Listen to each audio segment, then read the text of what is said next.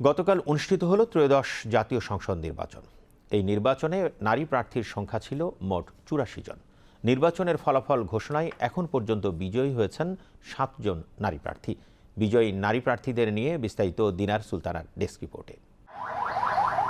ত্রয়োদশ জাতীয় সংসদ নির্বাচনে নিরঙ্কুশ সংখ্যাগরিষ্ঠতা নিয়ে দীর্ঘ ২০ বছর পর চতুর্থবারের মতো সরকার গঠন করতে যাচ্ছে বাংলাদেশ জাতীয়তাবাদী দল বিএনপি। বিজয়ীদের মধ্যে বিএনপি থেকে ৬ জন নারী প্রার্থী বিপুল ভোটে নির্বাচিত হয়ে সংসদে যাচ্ছেন। এছাড়া একটি আসনে স্বতন্ত্র প্রার্থী হিসেবে নির্বাচিত হয়েছেন বিএনপি থেকে বহিষ্কৃত ব্যারিস্টার রুমিন ফারহানা। মানিকগঞ্জ ৩ আসনে বিএনপির প্রার্থী আফরোজা খানম ধানের শীষ প্রতীকে ১,৬৭,৩৪৫ ভোট পেয়ে বেসরকারিভাবে নির্বাচিত হয়েছেন। ঝালকাঠি ২ আসনে ১৪৭টি কেন্দ্রে পোস্টাল ভোটসহ বিএনপি জোটের প্রার্থী ইসরাত সুলতানা ইলেন ভুট্টো ধানের শীষ প্রতীকে পেয়েছেন ১,১৩,১০০ ভোট। সবাই সেদিন আমাদের পাশে দাঁড়িয়েছিলেন।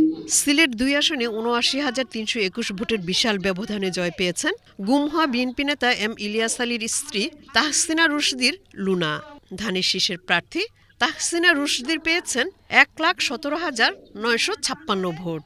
ব্রাহ্মণবাড়িয়া ২ আসনে স্বতন্ত্র প্রার্থী রুমিন ফারহানা হাঁস প্রতীক নিয়ে বড় ব্যবধানে বেসরকারিভাবে নির্বাচিত হয়েছেন। তিনি পেয়েছেন ১,১৭,৪৯৫ ভোট।